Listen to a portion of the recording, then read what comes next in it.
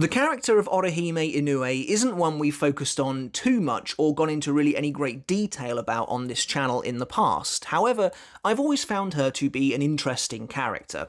To exist in a world that is so dominated by fighting, a series that places such emphasis on ferocity and strength, to exist in that world as a being of near pure empathy, and yet still go on the growth arc and have the trajectory that Orihime does, I think is remarkable and makes for a really fascinating character, despite what many would want you to believe. I think there's definitely a portion of the Bleach fanbase who have always seen Orihime as something of an annoyance, somebody who just exists to fill that damsel in distress archetype, someone who exists to be saved and to allow the main character a chance to really shine. And certainly I used to fall into that camp, I'm not afraid to admit that. As far as I was concerned, yeah, it felt like Orihime just spent most of her time either getting in the way or hanging around on the sidelines. But certainly as I've matured and gotten older, I've really grown a new appreciation for this character, and there's so much more to her, I think, than you might initially believe. And so that's why in this video today, I wanted to take a look at Orihime specifically from the view of her being a combatant in the world of Bleach. As we just said, the world of Bleach is so consistently dominated by fighting that to try and avoid them altogether is often not going to work out for you. And it's so intriguing to see Orihime thrust into these situations and how her character grows and adapts to meet new challenges. So what makes Orihime truly unique, even among her closest friends, is her real sense of empathy. The fact that she can empathize even with supposedly her enemies on the other side of the battlefield. The fact that she has no real killing intent, which is something that very few characters in Bleach lack. It's obviously a huge part of survival in the world of Bleach, a world, as we said, that's so dominated by battles. Orihime stands out from the crowd as simply not really possessing that, and interestingly, never really growing into possessing that either. And I think that's crucial to really understanding Orihime, is that she is perhaps the one character in Bleach who doesn't need that trait. There's a whole subplot around Ichigo needing to develop his killing intent, needing to grow and get that instinct to fight, that lust for battle, to ensure that he can protect his friends. But Orihime has the same goal, to protect her friends and her allies, and yet for her there's an entirely different way of going about it. But that's not to say Orihime can't step up to the plate if she has to, and the very first instance of her really displaying any kind of battle prowess whatsoever is of course against the hollow Numb Chandelier in the Substitute Shinigami arc, right at the start of the series. And here, Tatsuki, one of her best friends, who has always protected Orihime from those who picked on her due to her hair colour and whatnot, is now under this monstrous creature's spell. And it's this desperation, this desire to protect Tatsuki, that pushes Orihime to awaken the Shunshinrika, her powers, and actually kill Numb Chandelier. Now, this is obviously isn't the same as killing a sort of any kind of another, like a Shinigami or even a Rancor in the future, because these hollows early on in the series are truly presented as mostly irredeemable, definitely not in any way human monstrosities. But it's still a huge moment for this character. It's a big deal that despite the hardships she's going through, she's able to get up on her feet, seriously wounded, and just fire off this blast that wipes out Numb Chandelier pretty much straight in two, bifurcates her down the middle. And it's a really cool moment that shows a couple of things about Orihime. Obviously, A, there is more to this girl than meets the eye, but B, her primary reason for ever stepping into a battlefield is to defend those she cares about. That's the whole reason she would ever fight, is to just protect those that she loves and who have protected her in the past. And again, it's this whole idea of Orihime caring so much about those around her. And yes, the same is true, of course, for all of the main heroes of Bleach. They're all good people who want to protect. Ichigo's entire mantra is about wanting to protect his friends, but Orihime, it feels almost just so much more personal for some reason, because she is not in any way an aggressive person. Ichigo, whether he wants to or not, has been caught up in an awful lot of fights in the past. Orihime is somebody who, the sight of Tatsuki in pain, the need to protect her, has literally almost manifested this will to fight and do something that's completely out of the norm for her. Things change a little bit for Orihime when the team go to the Soul Society to save Rukia. Obviously, Orihime and Rukia are friends. They become firm friends after this arc and moving forwards as well. And Orihime has a desire to save Rukia and once again protect her friends, protect Ichigo. But I think that there is a definite sense that she is supposed to be out of her depth a little bit in the Soul Society. That's why Kubo pairs her up with Uryu of all characters. You've paired up the cold, calculating pragmatist who has zero qualms about taking out the Shinigami with somebody who really doesn't want to fight, doesn't want to hurt even people who are supposed to be her enemies. And when I say she's out of her depth, you kind of get the sense of that in the way she's portrayed in this arc. You know, there are scenes, for example, when they are ambushed by Jirobo Ikanzaka. He kind of just comes out of nowhere and he's right behind her and she doesn't even realise, and she would have probably been killed in that scene because she's just kind of looking off into another direction. And so kind of ends up falling back and relying on Uryu to do a lot of the heavy lifting in this arc. But I think that's important for Orihime, and a major through line for her character is that she never gives up. You know, she's not about giving up. She's always desperate to help, and that's in the face of great adversity and just increasingly powerful foes. So as far as I'm concerned, a huge part of Orihime's journey, not just her character development, but her journey as a combatant in the world of Bleach, is discovering, learning and understanding where her strengths lie.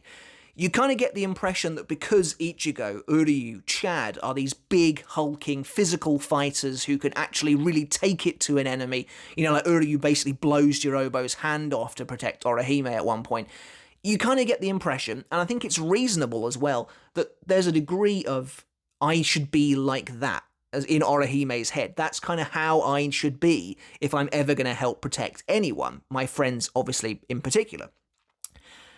But a big part of Orihime's character development and her trajectory as a combatant is understanding where her strengths lie and realising that she maybe doesn't have to be like that to achieve the same results or similar results to her friends. It's kind of funny because if you look at the main group of Ichigo's friends as like a traditional role-playing party, for instance, you obviously have Ichigo as like the lead, he's the swordsman, Chad is the hulking bruiser, the strongman, Uryu is the ranged archer, the intellectual one, and Orihime has a role to play that's all her own, which is to be the healer of the team, the defender of the team, the one who can protect them better than they can even protect themselves. But of course, as we said, what really makes Orihime stand out from the rest of the crowd is her sense of empathy, her sense of caring, and her lack of a killing intent. And you see this wonderfully in this scene against Jirobo Ikanzaka, someone who has, again, zero issue with attacking Orihime and trying to kill her. And Orihime thrusts herself into this fight,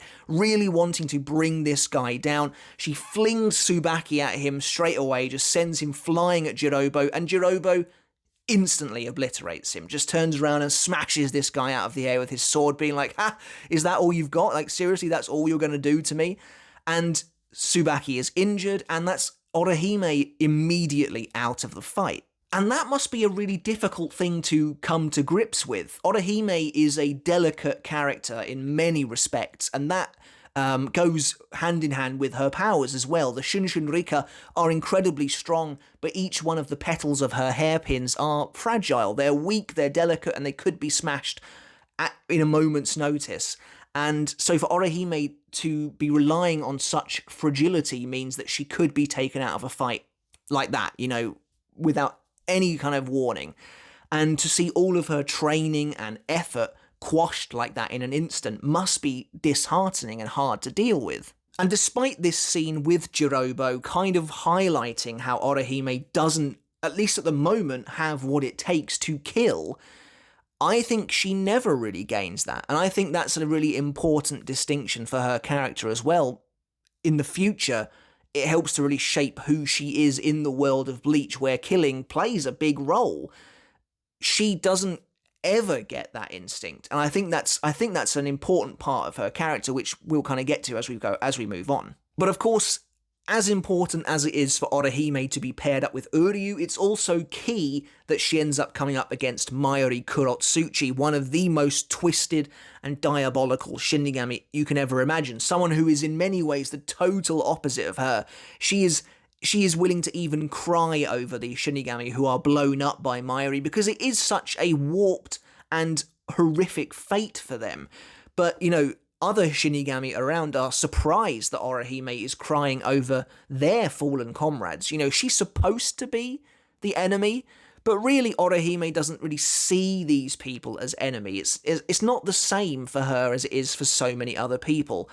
She's willing to help anyone in need, and she doesn't want to see anyone really getting hurt, and to see lives so callously used and thrown away like they are by Mayuri is incredibly troubling for her and difficult for her to reconcile with. As we move on to the Urankar arc, this is a difficult arc for Orihime, and I think she struggles a lot here, and I think that this arc is where a lot of that perceived notion of her being kind of useless comes about, although again, I still don't really agree with it, because I think that Orihime is walking a very similar path to Ichigo in this arc, and that's really the main point of it.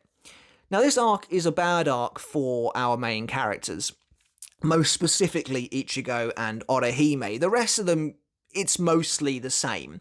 And this is a very different arc to what would come next in The Lost Agent, which is a very personal arc about miscommunication and the friends just not talking to each other. They're all talking to each other just fine in this arc, but it's a very depressing time for them, particularly Ichigo and particularly Orihime.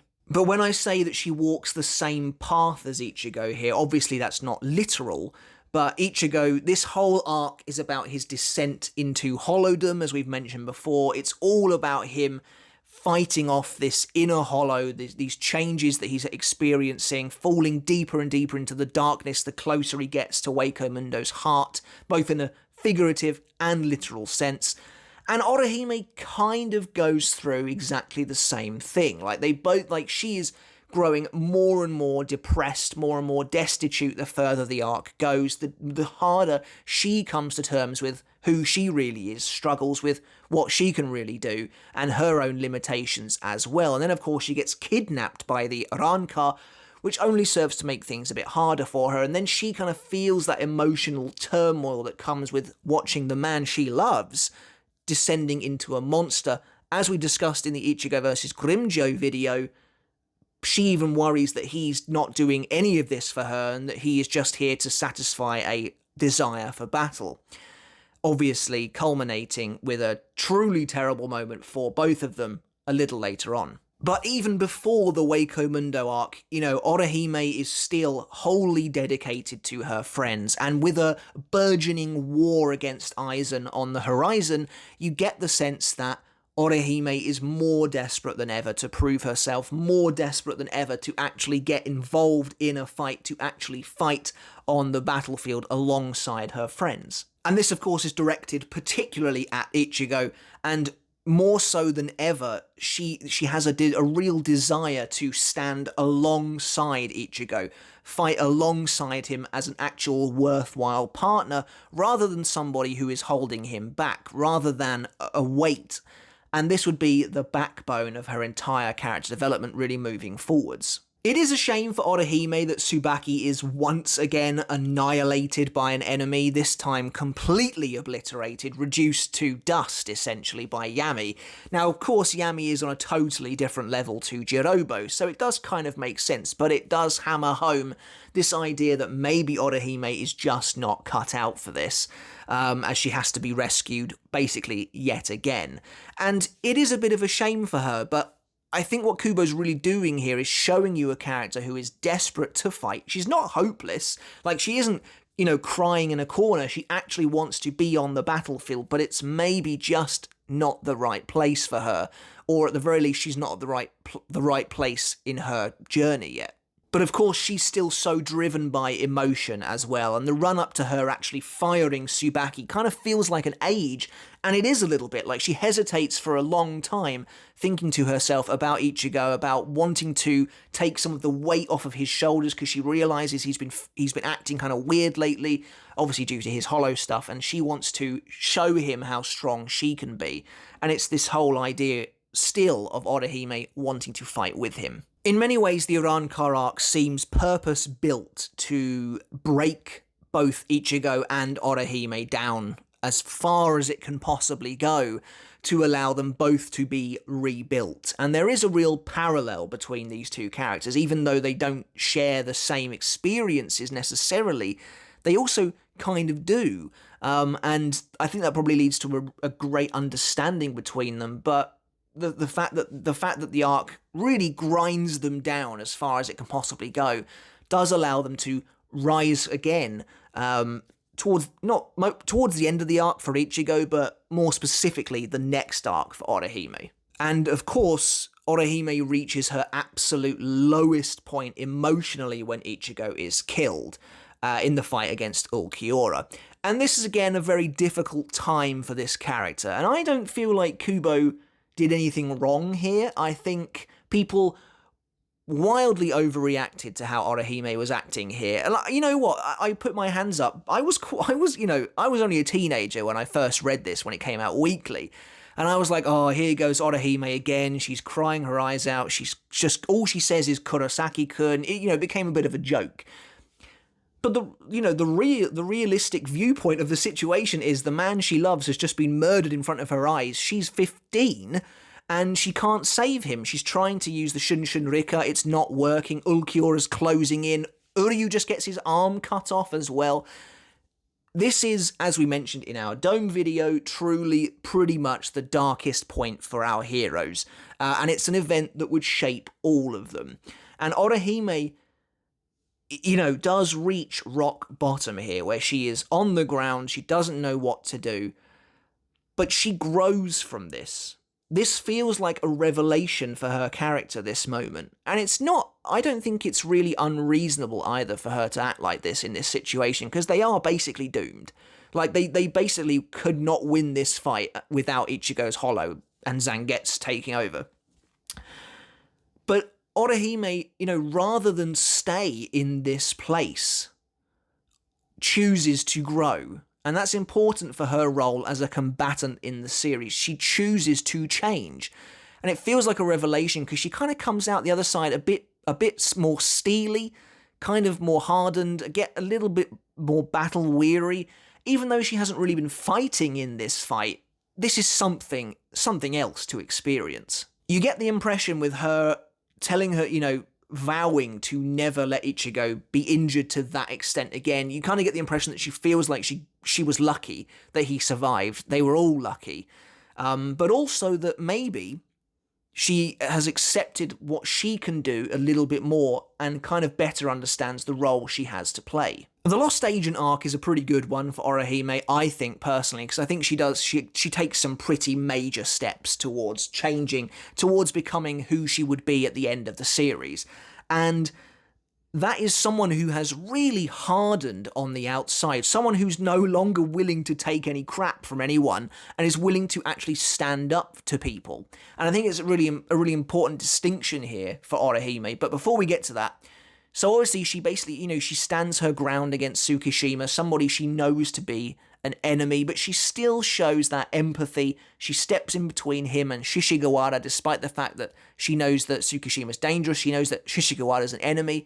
She doesn't want Tsukishima to hurt his ally. And that's important for Orihime's character, that she retains that sense of empathy despite growing stronger-willed in pretty much every other way. More so, that empathy of hers that she's always had feels less like a hindrance now, and you can really see in her face and the way she approaches these situations that she has changed. She says to Tsukishima, if you cut down Uryu, I am not letting you get out of here, even though he still manages to escape. But what's important is the intent. The absolute biggest sign of Orihime's growth as a character, however, and honestly it really feels like more than ever she has matured from a kind of, not quite ditzy, but slightly naive schoolgirl who was just very kind of happy-go-lucky into an adult. Someone who has retained that kind of good nature, that light heart, but who kind of understands better how the world works. And I think that's really important for Orihime, that she knows her place now,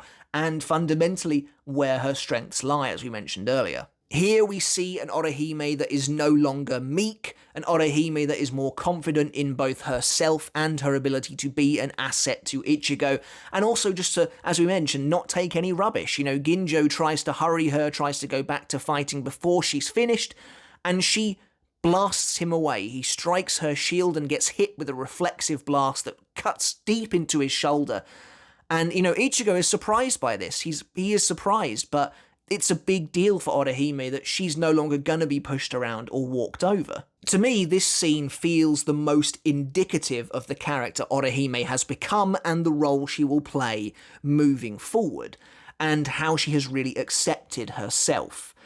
She may never gain the killing instinct necessary to launch an attack. However, she will always be there to defend those who need it. If someone attacks her or her friends, she will not hesitate to strike back. And that is Orihime, I think, in a nutshell. She's not got that kind of, not necessarily malice, but yeah, murderous drive to ever really successfully launch an attack, because that's just not her. That's not her place on a battlefield. But if someone tries to push her around or attack her friends, then she will really stand up for herself. And she promises Ichigo that both she and Chad have been training diligently during the time he hasn't had his powers, so they don't feel like a burden to him anymore. And it's cool because you imagine that Orihime has been doing all of this training with that vision of the dome in the back of her mind, with that knowledge that she doesn't ever want that to happen to Ichigo again.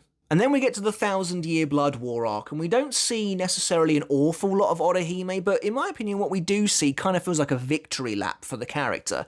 Here we get an Orihime that in battle as a combatant is fully matured and fully capable.